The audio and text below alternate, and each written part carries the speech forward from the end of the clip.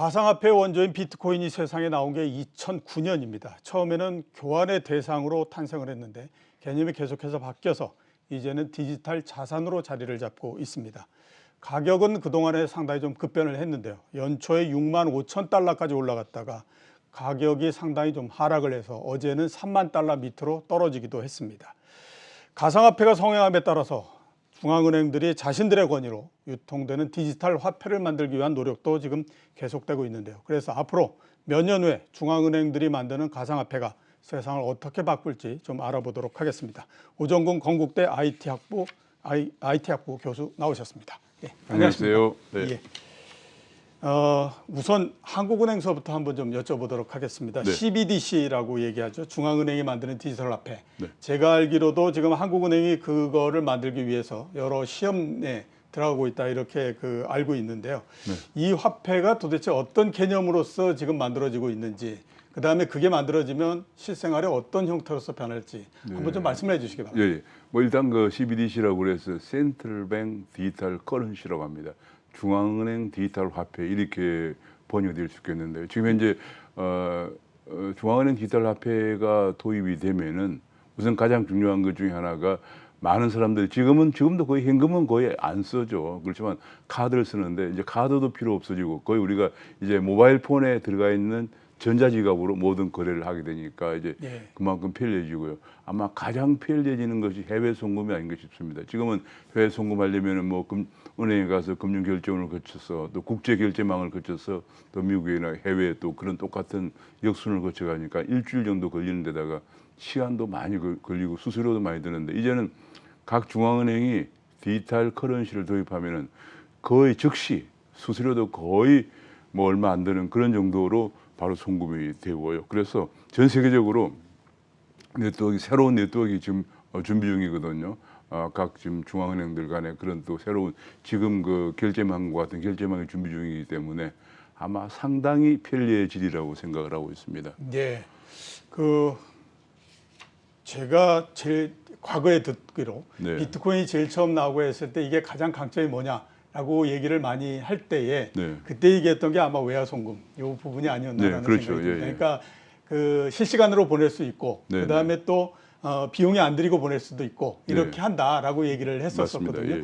근데 현재까지 그 비트코인은 아마 그걸로 정착한 거는 좀 어려울 것 같고, 그러면 교수님 말씀하신 대로라면 이 CBDC가 나온 건 외화송금 이 부분들에서는 진짜로 강점을 가질 수 있는 정말 강점을 가질 수가 있고요. 지금 현재 그동안에 비트코인은 이제 처음으로 나온 그 암호화폐였기 때문에 약간의 보완해야 할 점이 많이 있었어요. 특히 이제 비트코인 거래하는데 시간이 많이 걸리고 하는 부분이 문제였는데, 그래서 해외 송금에 최적화된 그 암호화폐가 리플이라고 하는 게 나왔는데, 리플도 최근에 리플이 미국 SEC로부터 이것이 증권형 토큰인데 미국 증권거래위원회의 승인을 받지 않고 발행했다, 이런 문제도 지적이 되고 하면서 있었는데, 제가 보기에는 그런 문제점들이 CBDC가 발행되면은 상당히 이제 해소가 되면서 우리들이 특히 이제는 뭐 해외 여행도 많이 가고 하기 때문에 굉장히 편리해지리라고 생각을 합니다. 단적인 예를 들어서 이번에 내년 2월달에 중국에서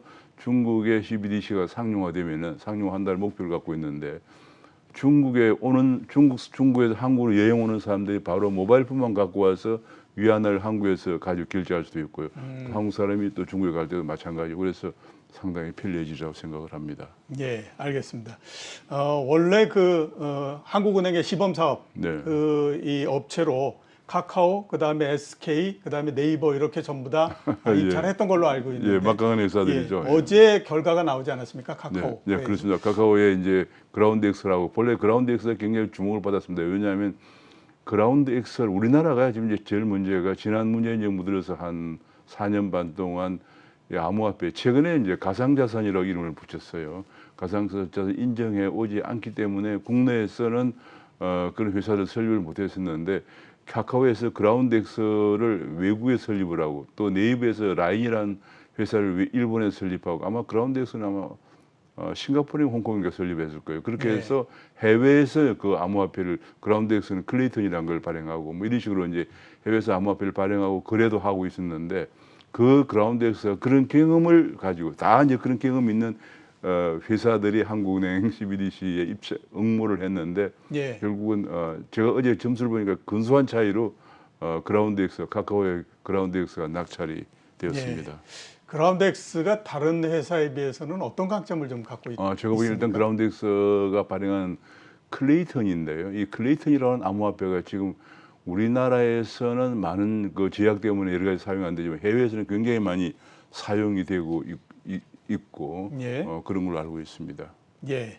자, 그리고 또 하나 그 우리가 봐야 될 게 이게 뭐 한국은행에서 가상화폐 이거를 이제 그 CBDC를 정했다라고 그걸로 끝나는 건 아닌 것 같고 어차피 그게 유통이 되려면 시중은행도 마찬가지고 어떤 시스템을 만들고 해야만 될 걸로 그렇게 보이거든요. 그렇죠. 예. 그렇게 되다 보면 당연히 뭐 그에 따라서 수혜를 보는 업종들도 있을 거고 네. 관련 업종들도 있을 거고 그런데 그런 부분들에 대해서는 우리가 어떻게 접근해요? 그러니까 이제 지금은 이제 그 직접 두 가지 방법이 있는데 하나는 직접 이제 이거는 전자지갑을 통해서 거래가 되는 거니까 중앙은행이 직접 하는 것도 있고요. 그런데 예. 한국은행에서 채택한 방식은 그런 방식이 아니고 한국은행은 발행과 환수 업무만 집중을 하고 유통은 지금처럼 은행들이 담당한다 이렇게 됐거든요. 그러다 보니까 이제 은행들이 제한적으로 그런 그 CBDC, 한국은행 CBDC, 뭐 디지털 원화라고 해도 괜찮은데 디지털 원화가 유통될 수 있는 플랫폼들을 막 가져야 되거든요. 예, 그렇죠. 지금 이제 뭐 원화를 이렇게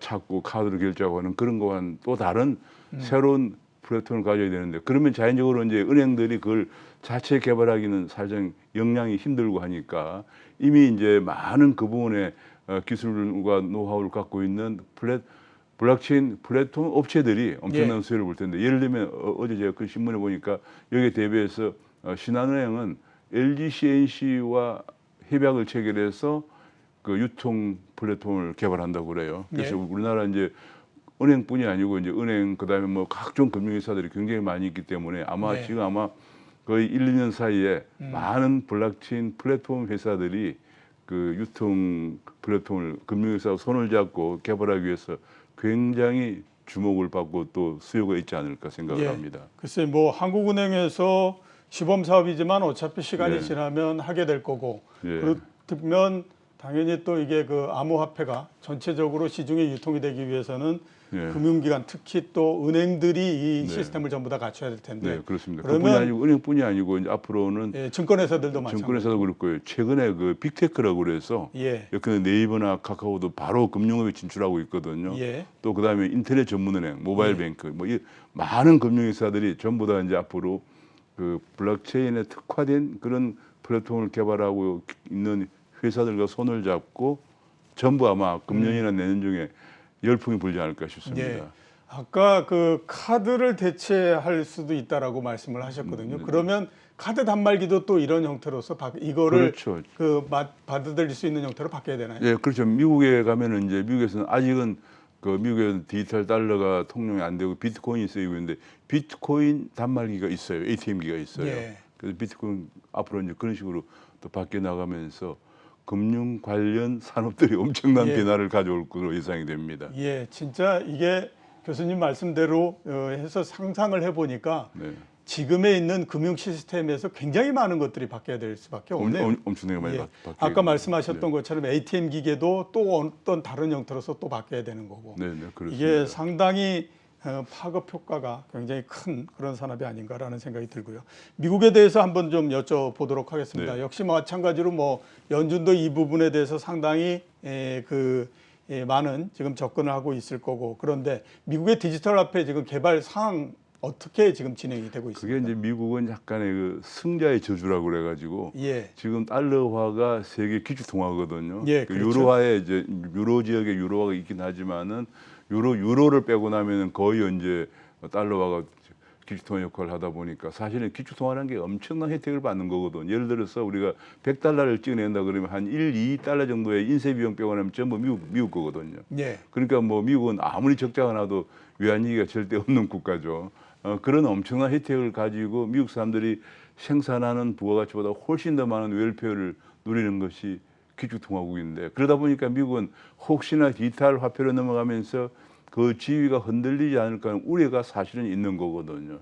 그래서 미국은 계속 이거 안 한다, 해서는 안 된다 하고 그렇게 해왔는데 중국은 그 반대로 현재 전 세계에서 동아시장에서 한 3%밖에 차지하지 않거든요. 예. 사실 몇 년 전에 중국은 위안화 국제화라고 그래서 위안화를 아시아 지역의 지역 통화로 가져가려고 애를 썼지만은 사실상 실패를 했습니다. 그래서 중국은 지금 이제 디지털 화폐 시대에는 적어도 아시아는 제패하겠다. 예. 이런 이제 야심을 가지고 내년 2월 중국 북경 동계 올림픽을 계기로 해서 상용화한다. 이런 목표를 하다 보니까 이게 보니까 이제 막상 그렇게 되면 이거 미국 입장에서는 아시아 지역 잘못하면 디지털 위안에 빼앗길 우려가 있거든요. 그렇죠. 그러다 보니까 이제 연준 의장이 굉장히 뜸을 들이다가 우리도 한다 이렇게 발표를 했고 유럽 중앙은행도 우리도 한다 그러고 지금 예. 그렇게 글로벌하게는 3파전이 벌어지고 있는 그런 상황입니다. 예, 글로벌하게 3파전이 지금 벌어지고 있는 상태다. 이렇게 말씀을 해주셨고요. 이번에는 중국에 대해서 한번 좀 여쭤보도록 하겠습니다. 어떻게 생각하면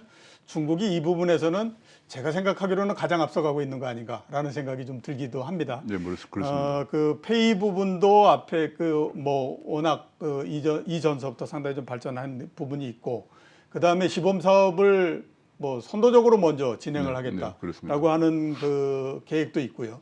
중국의 지금 디지털 화폐 상황은 어떤 상태입니까? 그러니까 중국이 이제 지금 말씀하신 대로 가장 먼저 가고 있는데 가장 큰 이유가 중국은 지금 제가 중국에 이제 학교에 연구를 하면서 중국에 있는 교수들하고 자주 만나 보면은 중국의 큰 꿈은 무엇이냐면은 아시아 지역의 지역 화폐를 발행하는 국가가 되는 거예요. 예.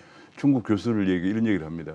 중국이 지금 이제 경제가 좀 많이 발전했다고 하지만 소득이 한 10,000불 좀 넘는 상황이거든요. 그러니까 중국이 아무리 노력을 해도 실물 부분 성장 가지고는 한국의 국민들의 소득 수준을 따라올 수가 없다. 예. 그럼 어떻게 하면 되느냐? 바로 지역 통화를 발행해서 중국은 이제 근데 100위안짜리를 발행하는데 2, 3위안 인쇄비밖에 안 들여가지고 100위안 가지고 한국인은 해외 나가서 물건을 사와서 중국 사람들 잘 사는 길밖에 없다 이거거든요. 그런데 문제는 중국의 그래서 이제 몇 년 전에 위안화 국제화랑을 했는데 이게 실패했어요. 예. 그러니까 이제 디지털 화폐 시대에는 위안화를 최소한 아시아 지역에는 통용되게 하겠다. 이게 이제 꿈인데 그래서 2014년부터 준비를 해왔어요. 예. 준비를 해오다가 2019년부터는 이제 시범 이제 사용을 했는데 예. 그 중국의 한 11개 지역에 이제 베이징이나 선전이나 최근에 청도에까지 시범 사용을 하면서 지금 시범 사용이 큰 무리가 없이 잘 되고 있어요. 예. 그래서 지금 최근에 언론 보도를 보니까 저런 지금 TV에 나오는 마트 같은 데나 아니면 심지어는 지하철 같은 데서도 지금 사용하는 것처럼 이렇게 모바일 폰 가지고 바로 사용하는 결제하는데 문제가 없었다. 그래서 한 2천만 명이 이걸 사용하고 있다고 그래요. 예. 그래서 중국 목표는 내년 2월 동계 올림픽을 계기로 해서 중국 일대 도약하는 계기로 예. 완전히 디지털 화폐로 넘어간다. 이런 목표를 갖고 있는 것으로 보도가 되고 있습니다. 그리고 다른 어떤 나라보다도 상당히 지금 빠르게 가고 네, 있다. 그렇게 되면 이제 그 이유가 아시아 지역에서 일본이나 한국이 디지털 화폐를 발행하기 전에 중국이 그 화폐를 쓰면서 중국 관광객들이 해외 나가서도 쓰고 하면서 아시아 지역의 디지털 위안화를 통용시킨다. 이런 목적을 갖고 있는 겁니다. 자, 중국의 계획은 그런데요. 네. 이거를 그냥 놔두지는 않을 거다라는 생각이 상당히 많이 들거든요. 그래서 두 가지를 한번 좀 여쭤보도록 하겠습니다. 우선 미국에서 그 얘기를 한 건지 어떤지 모르겠지만 디지털 위안화 이게 이 사용이 확대되면 금융위기 날 수 있다 이런 얘기 굉장히 많이 하고 있거든요. 네, 이게 어떤 논리로 그런 얘기를? 그거는 이제 베이징 대학 교수가 최근에 논문을 발표한 적이 있는데요. 그 미국도 마찬가지 이런 생각입니다. 결국은 지금도 디지털 위안화 그 전에 위안화 국제화 실패한 이유가 뭐냐면 중국은 금융 산업이 발전되지 않고 있는 상태거든요. 그래서 결국은 지역 통화라도 되려면은 그 나라가 어떤 지역에서 그 나라 통화가 통용되려면은 돈이 자유롭게 자본 유출이 되고 유입이 되고 이렇게 돼야 되는데 중국은 현재 자본 유출이 통제를 하고 있습니다. 예. 그러다 보니까 앞으로 디지털도 마찬가지고 디지털 화폐도 자본 유출을 통제를 안 하고 풀어서 아시아 지역만이라도 통용시키려고 하면은 중국이 굉장히 금융시장이 취약하고 심지어 중국에 3조 달러의 외환보유액이 있다고 하지만 중국에 그중에 약 2조 달러가 외채입니다. 예. 2008년 이후에 미국이 제로 금리를 가면서 국제금융시장에서 아주 싼 금리를 돈을 빌려가지고 중국에도 공장도 짓고 집도 짓고 했거든요. 예. 그래서 굉장히 중국이 그 금융구조가 취약하기 때문에 이거를 지역 통화로 가져가려고 자본시장을 개방하게 되면은 중국은 필연코 우리 1997년 같은 위기가 올 거다 예. 하는 것이 많은 학자들의 전문가들의 분석입니다. 예, 그러니까 금융시장 자체가 발전이 안 돼 있기 때문에 그 지역 통화를 만들거나 하려면 금융시장 자체가 개방이 돼야 되는데 그렇습니다. 개방이 되면 그 시점에서 난리가 날 거다. 네. 그래서 금융위기가 날 거다. 네, 그래서 사실은 미국의 전략도 중국을 WTO에 가입시키고 어쩌고 한 이유 중에 하나도 그리고 중국의 위안화 국제화도 뭐 하도록 놔둔 것도 이유가 중국이 분명히 그렇게 되면 위기가 올 거고 그러면 중국이 감히 대국 굴기하면서 미국에 대들지 못할 거다. 예. 이런 생각을 했는데 중국은 위기가 올까 봐서 오히려 그래도 닫아놓고 있는 바람에 위안화 국제화는 실패는 했지만 위기는 안 왔거든요. 예, 그런데 그렇죠. 이번에 디지털 위안화를 이제 아시아 지역 통화로 가져간다고 하면서 자본시장을 개방하거나 그러면은 아마도 위기가 올 가능성이 큽니다. 그리고 예. 그런 것도 있고 또 한 가지는 그러되면 중국에 지금 투자하고 있는 많은 사람들이 해외로 돈을 가져 나오기 힘든 상황으로 구조가 그래 돼 있어요. 근데 예. 개방을 되면은 중국이 지금 외채도 많고 중국에 또 외채를 빌려 가지고 투자했는데 거의 상당 부분이 부실화돼 있어요. 예. 그래서 돈들이 빠져나오기 시작하면 걷잡을 수가 없는 상황이 생기거든요. 그래서 예. 중국이 그거를 지금 어떻게 해결할 것인지 여전히 중국은 자기 욕심은 디지털 위안화를 지역 통화로 하고 싶은데 예. 이게 금융 구조는 발전이 안 돼 있고 뭐 그런 딜레마에 있어서 요즘 중국이 지금도 갖고 있는 문제입니다. 예, 알겠습니다. 자, 그리고 또 하나 그 걸림돌이 되는 거는 과연 이제 미국이 네. 이거를 용인을 하겠느냐 하는 부분들입니다. 그러니까 과거에 한 뭐 15년 전 정도에 얘기할 때에 위안화가 시간이 가면 달러를 밀어내고 기축통화가 될 거다라는 얘기를 했었는데 지금 대충 아직까지도 뭐 전 세계 경제에서 미국이 1등을 차지하고 있고 네. 빠른다고 해봐야 2030년 정도에 그 위상이 바뀐다라고 얘기를 하더라도요. 네. 과거에 파운드하고 달러의 그 위상 교체의 시간까지 70년 넘게 걸렸던 걸 보면 지금으로부터 따져도 거의 한 100년 정도 걸릴 거다 이런 생각이 들거든요. 그래서 중국이 이 디지털 위안화를 통해 가지고 그 미국의 그 기축통화권을 좀 흔들지 않겠느냐 이런 그 생각을 하고 있습니다. 근데 많이들 얘기가 미국하고 중국 사이의 갈등은 3단계로서 이루어지는데 첫 번째 단계는 무역이고 두 번째는 기술이고 세 번째는 금융인데 그 금융의 맨 마지막은 결국 기축통화권을 놓고 치고받을 거다라는 얘기를 하거든요. 자, 그래서 중국에서 이 디지털 위안화를 굉장히 집착을 한다라고 얘기를 하기 때문에 연준이나 미국 입장에서 봤을 때 이거를 절대 용납하지 않을 거다. 그리고 어떤 형태로든지 이걸 방해할 거다라는 그렇습니다. 얘기를 하고 있습니다. 거기에 대해서는 우리가 어떻게 봐야 네, 될까요? 저도 그렇습니다. 왜냐하면 이게 중국이 처음이 아니고 2008년 글로벌 금융위기가 났어요. 예. 그럴 때 이제 프랑스는 약간 유럽에 있지만 유럽에 있는데도 시장 경제라기보다는 약간 사회주의권이거든요. 예. 그래서 프랑스의 당시 사르코지라는 대통령하고 중국의 그 수상하고가 죽이 맞아가지고 이제는 제3의 통화를 창설하자. 예. 왜냐하면 미국발 금융위기가 났으니까 달러 때문에 났다.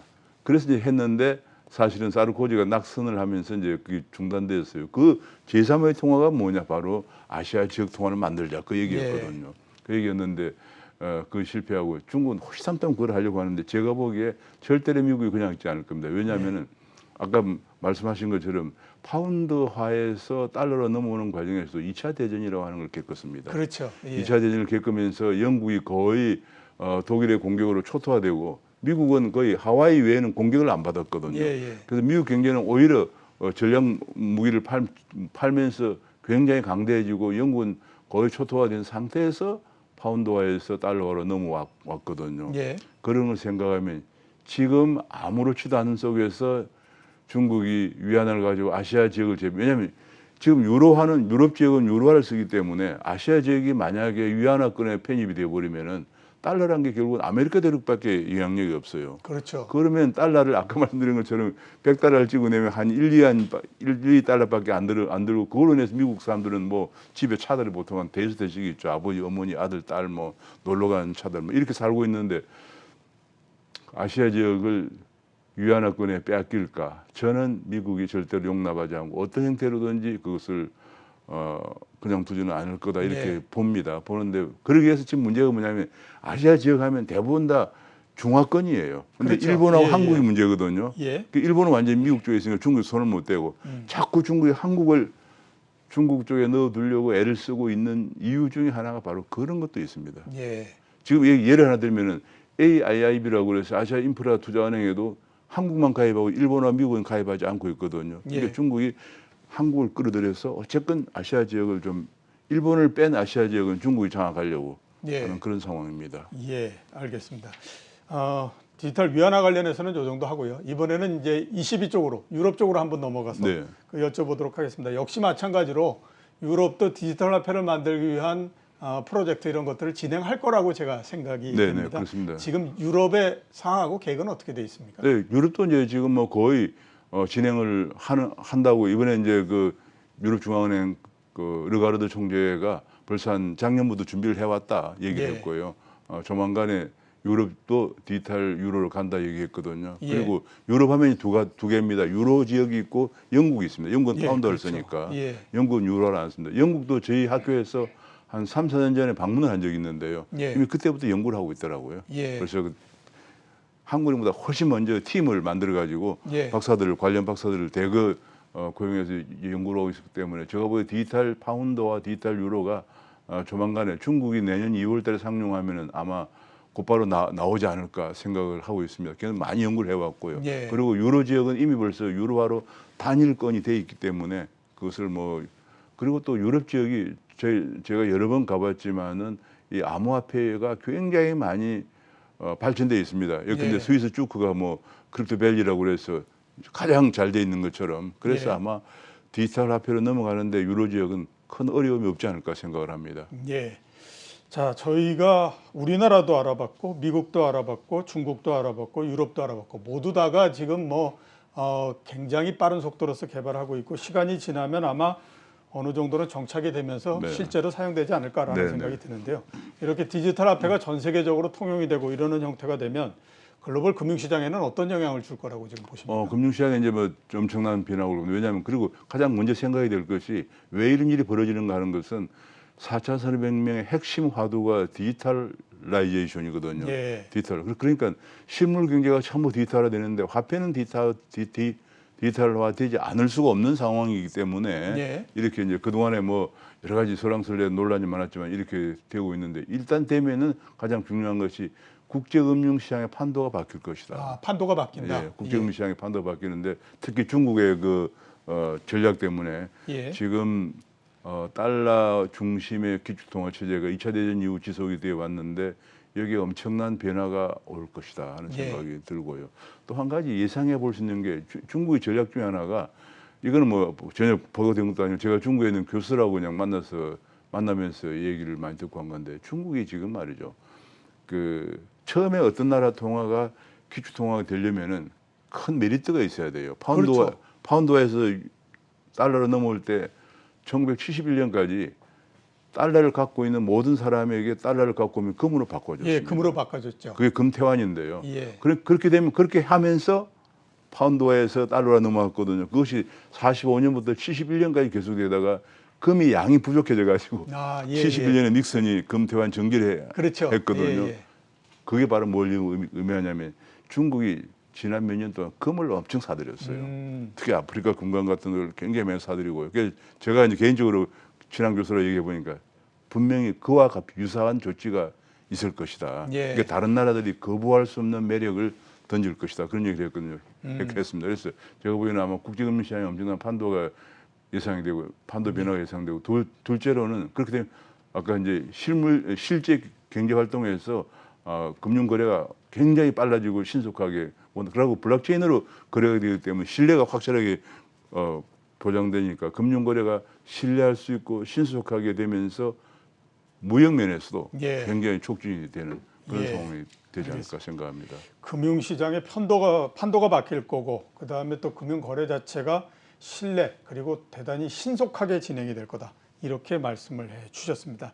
자, 이번에는 비트코인에 대해서 한번 좀 여쭤보도록 네네. 하겠습니다. 이렇게 중앙은행이 발행하는 이 디지털 화폐 CBDC가 만들어지게 되면 지금 민간에서 나온 거지 않습니까? 비트코인을 비롯해서 지금까지 나와 있는 모든 가상화폐들은 다 민간에서 나온 건데 그럼 민간은 퇴출되고 그다음에 중앙은행이 한쪽이 자리를 잡겠느냐 이런 그 부분들로서 한번 그 여쭤봐야 될 것 같은데 네네. 제가 생각했을 때 그럴 가능성이 있지 않나라는 생각이 듭니다. 네, 왜냐하면 근데 화폐라고 하는 것이 어차피 신뢰도가 중요한 건데 그러면 중앙은행이 발행한 건 신뢰도가 굉장히 높으니까 이렇게 생각할 수 있거든요. 네, 어떻게 보십니까? 그런 얘기가 나오고 있습니다. 특히 이번에 이제 파월 의장이 그 얘기 했거든요. 예. 그 얘기 했는데 지금 그 파월 의장은 제가 그 얘기를 듣고 깜짝 놀란 것은 파월 의장이 이 암호화폐의 상황을 잘 파악을 못하고 있는 것 같아요. 지금 현재 암호화폐가 한 마켓에 올라와 있는 것도 한 10,000개 정도 올라와 있거든요. 예. 그게 뭐냐면 그 10,000개 중에서 가장 큰 것이 비트코인인데 비트코인의 마켓시어가 한 40% 정도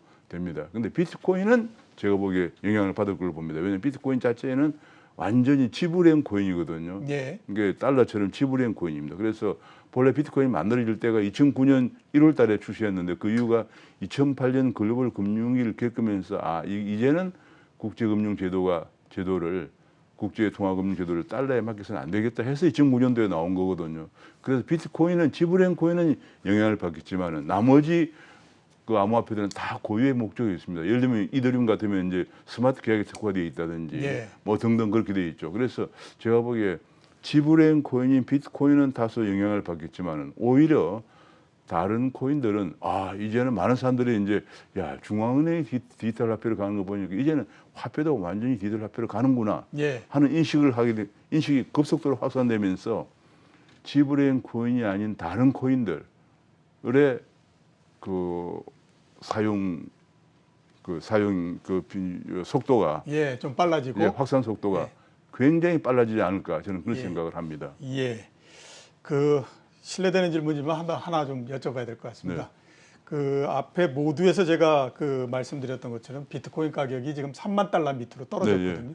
아마 교수님도 가격에 대해서는 상당히 좀 관심을 가지고 계실 예, 것 같은데 그렇습니다. 예, 가상화폐 가격이 앞으로 어떻게 될 것 같습니까? 지금 제가 최근에 굉장히 안 좋았습니다. 제가 보기 두 가지인데 하나는 이제 오늘 3만 달러가 깨졌어요. 예. 29,000 달러 갔는데 그 이유는 지금 현재 델타 변이 바이러스의 확산입니다. 예. 이 델타 쇼크가 지금 주가라든지 뭐 모든 걸 지금 떨어뜨리고 있거든요. 왜냐하면 지금 이 델타 변이 바이러스가 너무 빨리 확산되면서 많은 사람들이 지금 다시 2차 봉쇄가 오는 것이 아니냐. 예. 이 코로나 바이러스 처음 기승 부르던 작년 초처럼 되는 것이 아니냐. 그것 때문에 지금 비트코인뿐이 아니고 모든 자산 가격이 하락을 하고 있습니다. 예. 그리고 심지어는 이제 경기도 추락할 거다 이렇게 보면서 미국의 국채 금리가 10년물이 1.45 가던 게 1.2까지 떨어졌거든요. 지금 2.2도 밑으로 내려갔죠. 그래서 그런 이제 변수가 있고요. 그래서 떨어진 거. 이거는 뭐 전반적인 델타 쇼크 때문에 전반적으로 금융자산 가격이 하락하고 있는 그런 상황이고요. 다만 한 가지 중요한 것은 비트코인 가격만 보면은 예. 올라갔던 때가 작년 3월 17일이 저점이었어요. 예. 그건 3월 17일 무슨 날이냐면은 미국에서 제로 금리를 하고 양적 완화를 시행한 날이거든요. 예. 그러면 거꾸로 이제 미국에서 경기가 회복이 돼가지고 양적 완화를 좀 줄이고 축소하고 테이퍼링이라고 그러죠. 예. 금리를 올리게 되면은 그때 한번 쇼크가 있지 않겠느냐 예. 생각을 하면서 지금 아마 그래 조금 더 지금 현재 그런 상황이라서 근데 이게 변수가 만약에 델타 쇼크가 확산이 되면은 미국에서 금리를 안 올릴 것이기 때문에 예. 오히려 지금 떨어진 것이 그대로 좀 유지가 되거나 행보가 될 거고 되는데 미국에서 경기 오히려 회복이 되면은 그래서 금리를 올리거나 테이퍼링을 하게 되면은 한 번 더 충격이 오지 않겠나 생각을 예. 하고요. 그 정도까지가 이제 미니멈이 되지 않을까 생각을 합니다. 예. 4차 코로나 확산하고 테이퍼링에 대한 우려 이 때문에 이제 가격이 하락을 한 거니까 이에 따라서 앞으로 어떻게 바뀔까 하는 것들이 결정이 되지 않겠냐라고 말씀을 해주셨습니다.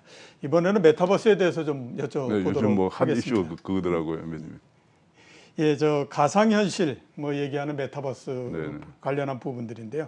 이 메타버스라고 하는 신기술이 들어오게 되면 금융시장에서는 어떤 변화가 있을 거라고 보십니까? 저는 메타버스라고 하는 것이 이제 저 아까 잠깐 그림에 나온 것처럼 가상 세계에서 뭐 세계거든요. 가상 세계에서 뭐 강의도 하고 요즘 회의도 하고 뭐 연극도 하고 뭐 온갖 걸 다 해요. 그러다 예. 보니까 앞으로 아마 금융 거래도 가상 세계에서 할 가능성이 크지 않을까 싶고요. 예. 근데 요즘 같은 비대면이기 때문에 비대면 거래 할 가능성이 있고 또 한 가지 중요한 것은 금융시장에서 아까 메타버스 관련주 나옵니다만은 메타버스 하려면 이 아바타를 만든다든지 뭐 그런 걸 많이 하지 않습니까? 예. 그래서 그런 그 메타버스 플랫폼 기업들의 주가나 이런 것에 엄청난 자금들이 투자되지 않을까. 예를 들면 예. 지금 대개 제가 전문가들 얘기를 들어보니까 2025년 정도에 메타버스의 시장 규모를 약 한 300조 원 정도 될 걸로 봐요. 예, 300조 원. 엄청나게 증가하는데 그러려면 자연적으로 거기에 그런 메타버스 그 주로 이제 요즘 그 메타버스 관련 기업은 벤처 기업들이 많은데 그렇죠. 그런 벤처 기업들의 예컨대 창업 투자회사라든지 금융 투자회사들이 많이 투자를 하지 않겠냐. 왜냐하면 이것이 예. 엄청나게 빠른 속도로 새로운 분야이기 때문에 그렇게 저는 전망을 하고 있습니다. 뭐 우리나라 예컨대 뭐 보면 뭐 요새 네이버에서 만든 그 어떤 메타버스 플랫폼 제페토라든지 혹은 예. SK에서 만든 무슨 뭐 이프랜드 같은 이런 것이 굉장히 주목을 받고 있지 않습니까? 게다가 예. 또 미국에도 뭐 그 메타버스 플랫폼 한국에 들어온다고 그래요. 그러려면은 그런 쪽에 자금들이 많이 몰릴 가능성이 있다고 저는 봅니다. 예, 자금이 많이 몰릴 가능성이 있다 말씀을 예. 하셨는데요.